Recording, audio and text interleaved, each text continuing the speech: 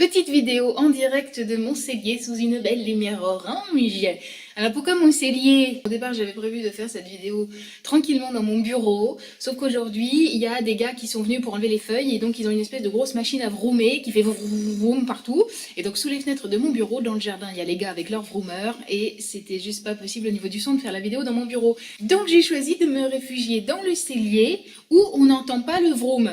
Aujourd'hui, c'est la review culturelle du mois de mars 2017. On commence en musique. Ce mois-ci, j'ai écouté l'album d'une artiste qui s'appelle Fishback. C'est une étonnante découverte, car c'est une artiste qui est très influencée par les années 80. Et de fait, son album, on sent vraiment les influences d'artistes tels que Indochine, Lerita Mitsuko, Desireless. Il y a vraiment une sonorité qui rappelle bigrement les années 80, et je pense d'ailleurs qu'elle revendique cette influence. C'est donc un voyage musical assez inattendu, puisque ça te propulse quelques 30 années en arrière. Cependant, le grand talent de cette artiste, c'est qu'elle a réussi à s'imprégner de toutes ces sonorités des années 80, mais en même temps à proposer quelque chose qui est résolument actuel.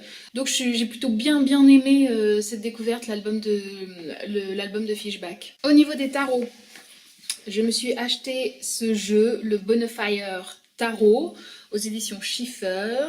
J'avais vu quelques images sur internet qui m'avaient beaucoup plu, notamment l'image de la grande prêtresse et du 10 de coupe, si je te dis pas de bêtises. Je trouvais que c'était un jeu très coloré et j'aimais bien ce style un peu sans angle droit, un peu, je sais pas, ça me fait penser aux montres molles de Dali. Enfin, il y a quelque chose d'un peu dégoulinant dans ce style-là. Donc j'avais très envie de me procurer ce jeu. J'ai été fort surprise quand j'ai lu le livret, parce qu'en fait je me suis aperçue que l'artiste s'était inspiré du monde du tatouage. J'ai pas été complètement convaincue par ce jeu, d'abord parce que justement cette histoire des tatouages, c'est pas forcément quelque chose qui me parle beaucoup. Ensuite, j'ai trouvé que les cartes étaient un peu trop chargées, des fois il y avait tellement d'éléments que tu as du mal à t'en faire une appréciation immédiate et claire. Et puis dans le livret, j'ai trouvé que l'auteur qu'elle décrivait un peu trop les cartes au niveau visuel et qu'elle ne transmettait pas assez leur signification symbolique. Et du coup, pour les tirages, c'est un petit peu frustrant parce que voilà, elle nous explique exactement comment elle a conçu l'image et pourquoi et quels sont les éléments qui sont dans l'image, mais elle ne dit pas exactement ce que ça signifie d'avoir tiré cette image. Donc du coup, il y a du pour et du contre dans ce jeu. Du pour parce qu'il est très original et que le travail de chaque image de carte est lui-même très original, donc intéressant. Mais en même temps, je suis pas sûre que ce soit vraiment un très bon outil divinatoire. Je pense que c'est plus une œuvre artistique qu'un véritable outil divinatoire. Passons au DVD maintenant. Ce mois-ci en DVD, j'ai d'abord découvert le film La tête haute d'Emmanuel Berco, avec Catherine Deneuve, Benoît Magimel, Sarah Forestier et surtout dans le rôle principal le jeune Rod Parado. L'histoire raconte le parcours d'un jeune garçon depuis ses 6-7 ans jusqu'à sa majorité, qui vient d'un milieu assez défavorisé et qui a une mère qui ne sait absolument pas s'occuper de lui parce qu'elle est trop occupée à fumer et à baiser, en fait avec divers bons hommes. Et donc du coup, ce petit garçon rencontre une juge pour enfants qui va l'accompagner jusqu'à sa majorité. Et donc évidemment, le film montre toutes les difficultés que peut avoir ce gamin pour se développer et pour grandir. Au moment de son adolescence, il va notamment avoir des problèmes de délinquance, puisqu'il va se mettre à fumer des joints, il va se mettre à voler, donc il va devoir à nouveau rencontrer cette juge qui va décider à un moment de le placer dans un centre pour mineurs délinquants. Il est aussi suivi par un éducateur qui est joué par Benoît Magimel. Et donc la mère un peu dénaturée, c'est Sarah Forestier qui l'incarne. Ce film est une très grosse claque. C'est un film que j'ai regardé aussi dans la préparation du tome 3 des Anges Gardés, dont je vais attaquer la rédaction cette semaine. Et donc, comme c'est une saga que j'écris pour l'Union pour l'enfance, voilà, j'avais envie de découvrir ce film qui traite exactement ça, du placement d'enfants qui, dans leur propre foyer, ne sont pas très bien traités, dont on ne sait pas s'occuper, et donc qui sont placés dans des familles d'accueil ou dans des foyers. Donc j'ai découvert ce film, c'est vrai que c'est une très grosse claque, tous les acteurs sont impériaux, vraiment, ils sont tous parfaits. C'est un très bon film parce qu'à la fois il n'y a pas de fioriture et en même temps il n'y a pas de pathos. Donc on est dans un équilibre absolument parfait où on arrive en même temps à constater la monstruosité de ce gamin qui a été un peu laissé, qui a grandi tout seul comme une herbe folle et donc un peu comme une mauvaise herbe au final. Et puis en même temps, on arrive aussi à le trouver attachant parce que c'est jamais qu'un jeune gars qui est tout à fait paumé. Enfin voilà, je trouve que la réalisatrice a parfaitement réalisé ça, elle a parfaitement su mettre ça en place. Donc ce film est vraiment une réussite. Alors évidemment, c'est pas marrant marrant, hein, c'est pas oui oui au pays des gaufres, mais c'est un film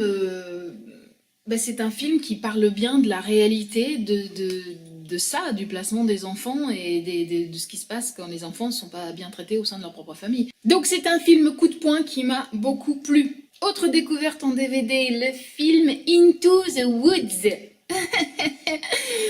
Ce film est une adaptation d'une comédie musicale broadwayenne. Il est réalisé par Rob Marshall et produit par les studios Disney. Donc normalement, comédie musicale, Rob Marshall, dont je vénère le Chicago avec Catherine Zeta-Jones et Renée Zellweger, et Disney, normalement on avait le bon cocktail pour que j'adore ce film. Miserere nobis, pas du tout. Mais j'ai pas aimé, mais à me frapper la tête contre les murs tellement j'ai pas aimé ce film. En fait, pour te dire, je n'ai même pas tenu jusqu'au bout. Au bout d'une heure, j'ai arrêté le DVD parce que vraiment je n'en pouvais plus. C'est atroce ce film, ça dégouline de chansons dans tous les coins, mais jusqu'à l'indigestion, tu vois, jusqu'au vomissement, tellement il y a des chansons. Surtout qu'en plus, elles n'ont aucun intérêt narratif, elles ne font pas du tout avancer l'histoire, donc elles sont juste là pour illustrer on ne sait pas trop quoi, et ça devient complètement plombant. En plus, bon, il y a Meryl Streep qui fait du Meryl Streep. Alors là, je sais, je touche à une icône américaine. Normalement, on ne doit jamais dire du mal de Meryl Streep, hein. Il faut juste dire que Meryl Streep est la plus grande actrice de son temps et qu'elle est fabuleuse et formidable. Malheureusement, j'aime pas beaucoup Meryl Streep. C'est très rare les fois où elle a su me toucher, surtout ces 20 dernières années. Bon, si, il y a eu La Route de Madison où elle était pas mal, mais sinon, je trouve que cette nana, elle en fait des caisses et des tonnes. Elle fait du Meryl Streep, quoi. Et j'ai vraiment du mal. En fait, j'ai vraiment du mal à être touchée par ces prestations parce que je trouve que ce sont souvent des démonstrations plus que des prestations. Donc voilà, Meryl Streep, elle fait du Meryl Streep, donc c'est assez insupportable. C'est pas que ce soit mal réalisé, franchement, c'est Rob Marshall. Rob Marshall, il sait y faire, mais c'est juste très très mauvais, d'autant plus que ce qui devait passer sur scène, c'est que effectivement, ça s'appelle Into the Woods, donc on est dans la forêt, et donc le scénar s'intéresse uniquement aux morceaux qui sont dans la forêt, et pour tout ce qui se passe en dehors de la forêt, c'est raconté soit au travers des chansons, soit au travers des dialogues. Ça, je pense que ça peut marcher à Broadway, parce que le spectateur a déjà pris pour acquis le fait qu'il se trouve sur une scène, et que donc effectivement, on ne peut pas lui montrer forcément des géants qui descendent d'une tige de haricots, ou des dragons qui volent partout. Donc il accepte le fait que ce qu'il voit, c'est ce que lui racontent les personnages au moment où ils se retrouvent dans cette forêt. Bon, mais ça au cinéma, ça ne peut pas passer, parce qu'au cinéma, toi, en tant que spectateur, t'as juste l'impression qu'on te fait l'ellipse et l'impasse sur tout ce qu'il y a d'intéressant dans le film au niveau narratif. Donc voilà, quand il y a un géant qui monte sur la tige de haricot, t'as juste un personnage qui vient te le raconter au milieu des bois. Mais toi, tu t'en fous qu'on te le raconte, t'as envie de le voir, le géant, ou les dragons, ou je sais pas quoi d'autre, tu vois, ou les sorcières, machin. T'as envie de voir tout ça. Or, du coup, du fait de ce principe que tu dois juste voir ce qui se passe dans la forêt et pas ce qu'il y a en dehors de la forêt, bah forcément, ça réduit vachement les épisodes et c'est chiant, c'est pourri, c'est tout nul. Et donc, Into the Wood, burk, méga burk. Au cinéma, j'ai été voir 3 films. D'abord, Monsieur et Madame Adelman de Nicolas Bedos. Alors, je ne vais pas t'en reparler trop longuement parce que j'ai fait une critique assez fouillée de ce film sur le site du Ciné des Flemmards. Je te mets le lien en dessous. Tu peux aller voir, lire ma critique. En gros, quand même, j'ai beaucoup aimé et pas du tout aimé ce film. Voilà, Nicolas Bedos a quand même réussi ce prodige de me faire à la fois beaucoup aimer son film et pas trop aimer. En fait, je pense que tout ce que j'ai aimé dans le film, c'est Nicolas Bedos et tout ce qui a à voir avec Nicolas Bedos, et tout ce que j'ai beaucoup moins aimé, c'était tout ce qui avait à voir avec Doria Tillier, pardon, qui m'a moins convaincue. En fait, j'ai trouvé qu'elle a un peu vampirisé son partenaire à la ville comme à l'écran. Je trouve qu'elle le vampirise un petit peu, et du coup, c'est dommage pour le film. Ça rompt un peu l'équilibre du film. Ensuite, au mois de mars, j'ai été voir le film Skull Island, le dernier King Kong, quoi, en somme, de Jordan Vogt Roberts. Et alors là, c'est un peu l'effet inverse du Into the Woods. C'est-à-dire que là, a priori, il y avait beaucoup de chances que j'allais pas aimer ce truc-là, parce que moi j'adore le mythe de King Kong, et donc je suis toujours très frileuse quand on commence à y toucher et à le repatouiller. Il y avait beaucoup de chances donc que je n'aime pas, parce que là, repatouillage, il y a, et pourtant j'ai vraiment, vraiment aimé ce film. Qu'est-ce que c'est l'histoire? En fait, c'est un remaniement total de l'intrigue qu'on connaissait déjà avec l'île sauvage, la blonde offerte, et puis ensuite l'arrivée à New York et le grimpage sur les buildings. Là, c'est complètement remanié, et on est plus dans un mix entre Apocalypse Now et King Kong. Ça se passe dans les années 70 et pas dans les années 30. En gros, le pitch, c'est des troupes militaires qui sont envoyées sur l'île de King Kong, et assez vite, ils vont décider que en fait, leur but premier, c'est de dézinguer la bestiole, ainsi que toutes les autres bestioles un peu préhistoriques qui crapahutent sur l'île. Jusqu'au moment où quand même il y a quelques membres de l'équipe qui vont se dire que c'est peut-être pas une si bonne idée que ça pour des raisons un peu écologiques et tu vois tout ça. Bon, ils décident que donc du coup ça se scinde en deux. T'as ceux qui veulent absolument zigouiller le bestiau, et puis t'as ceux qui se disent que bah non, peut-être que finalement ce pauvre Kong, on peut peut-être lui foutre la paix et ne pas le tuer au final. Voilà pour l'histoire. Je commence par le bémol du truc, parce qu'il y en a quand même un, c'est qu'effectivement au niveau scénaristique c'est très maigre. Il n'y a pas lourd de scénar. Une fois qu'on est sur l'île et qu'on a scindé le clan en deux, ceux qui veulent sauver Kong et ceux qui veulent le tuer, là il se passe plus grand chose. Il y a aussi quand même des personnages qui sont assez maigres. Il n'y a pas une très grosse psychologie des personnages, ils ne sont pas excessivement développés. Donc ça c'est un peu le bémol du truc, c'est ce qu'il y a de moins réussi. Au niveau du casting, on a Samuel L. Jackson qui fait du Samuel L. Jackson, hein, c'est-à-dire le bon gros méchant, borné, buté, impitoyable. C'est un peu sa spécialité ces derniers temps, donc il nous fait ça, bon, bah, sans surprise, on va dire. Il y a Tom Hiddleston, alors là c'est un bonheur des yeux, hein, il faut pas se le cacher. C'est comme quand il y a Hugh Jackman, quoi. Pour une nana, c'est le plaisir des yeux. Quand il y a Tom Hiddleston, ça fait plaisir, même s'il ne fait rien, même si son personnage est complètement con ou que voilà, qu'il n'a rien à défendre, ça fait rien, juste il est là, tu le regardes et tu te fais plaisir. Donc ça c'est pas mal. Par ailleurs, il y a des paysages vraiment à couper le souffle de beauté, c'est très très sublime hein, au niveau visuel, c'est prodigieux. L'autre grand atout de ce film au niveau visuel, c'est toutes les scènes d'action qui sont magistrales, vraiment. Autant dans le King Kong de Peter Jackson de 2005, c'est vraiment ce que je lui reprochais, c'est que les scènes d'action, alors effectivement, elles étaient actives, hein, c'était de l'action, mais c'était assez dégueulasse parce que c'était moche. C'est-à-dire ça allait dans tous les sens, ce qui fait qu'au final, tu voyais même plus ce qui se passait tellement ça allait vite et tellement il y avait du mouvement devant toi, tu n'arrivais même plus à appréhender ce qui se passait réellement. Là, les scènes d'action, elles sont magnifiques. C'est presque des scènes de ballet. C'est-à-dire qu'il nous a conçu ça. En fait, il a chorégraphié ces scènes d'action. Et du coup, il y a un rendu qui est magnifique. Vraiment magnifique, magnifique, magnifique. Ça, j'ai beaucoup aimé. Je trouvais que le travail de réal au niveau des scènes d'action, rien à dire, bravo.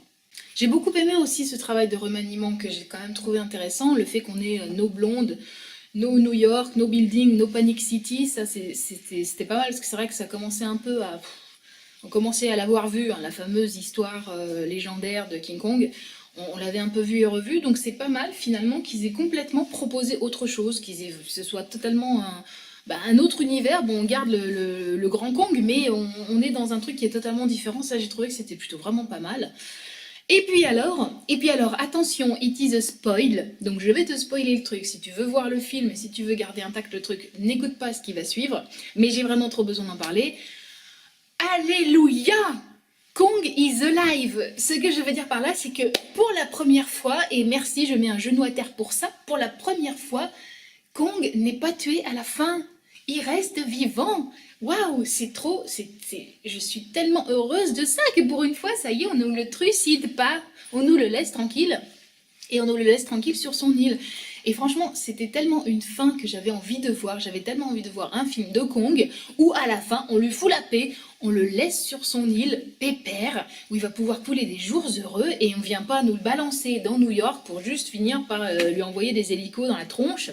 Non, là, il est vivant, il est content et c'est vraiment le roi Kong. Il est roi en son domaine, sur son territoire. C'est que du bonheur. Tout ça pour dire que j'ai vraiment beaucoup aimé ce film. Troisième film du mois de mars, La Belle et la Bête. de Bill Condon, qui vient donc de sortir et qui est une adaptation live du dessin animé Disney de 1991.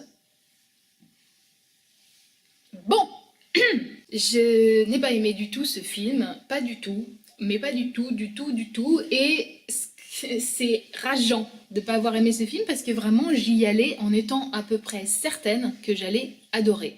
Parce que j'ai beaucoup aimé le dessin animé, parce que le mythe de La Belle et la Bête est un truc qui m'accompagne depuis que je suis toute gamine et que j'adore. Donc normalement, je suis toujours preneuse, je suis toujours acheteuse de ce qui se passe sur La Belle et la Bête.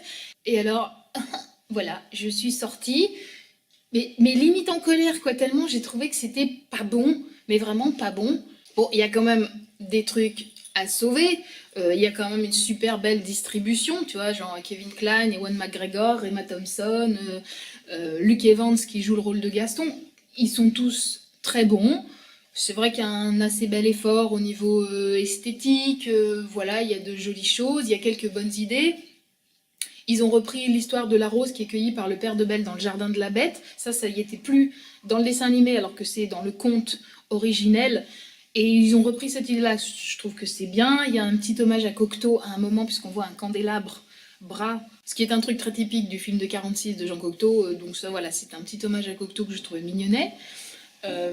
L'idée aussi que le château de la Bête est emprisonné dans un hiver permanent qui rappelle donc le maléfice dont est victime le prince, c'est pas mal aussi, tu vois, voilà. Donc ça, c'est le truc que j'ai trouvé pas mal. À côté de ça, il y a des trucs que j'ai trouvé nettement moins pas mal, vraiment, qui m'ont pas plu du tout. Premièrement, Emma Watson, alors...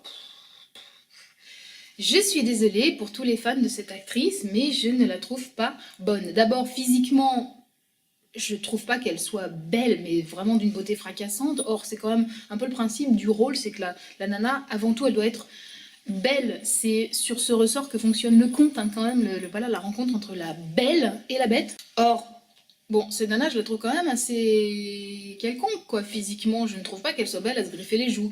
Donc là, déjà, ça fonctionne pas. Ensuite, vraiment, cette actrice, je trouve qu'elle est grimaçante, mimiqueuse, elle a des espèces de tics de jeu.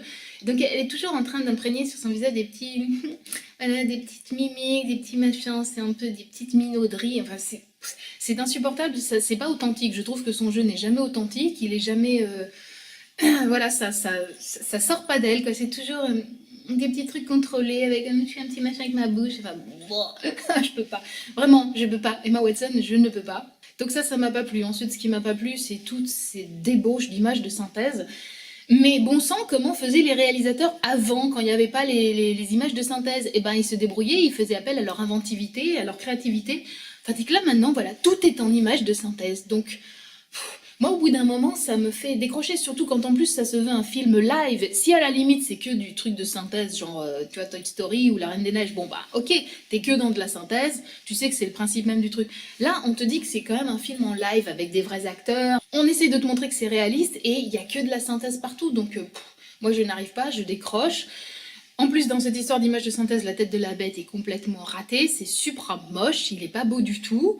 Ensuite, il y a une autre erreur, c'est qu'ils ont décidé d'installer Belle et son père au milieu du village, alors que dans le dessin animé, ils étaient à l'extérieur du village.